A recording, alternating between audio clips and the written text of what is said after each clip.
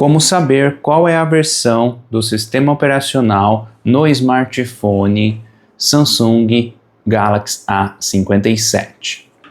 Esta dica também funciona em alguns smartphones da Samsung.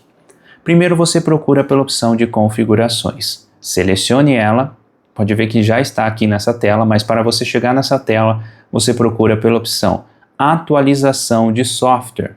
Aí aqui ele vai mostrar qual a versão você está utilizando e você pode até procurar novas atualizações. Atualmente, esse smartphone que eu estou utilizando está na versão Android, utilizando a interface One UI 8.5. Espero que essa dica tenha te ajudado. Eu também vou deixar algumas tags de algumas capinhas que eu encontrei em promoção desse smartphone. Se você quiser saber mais detalhes, eu vou deixar as tags neste vídeo.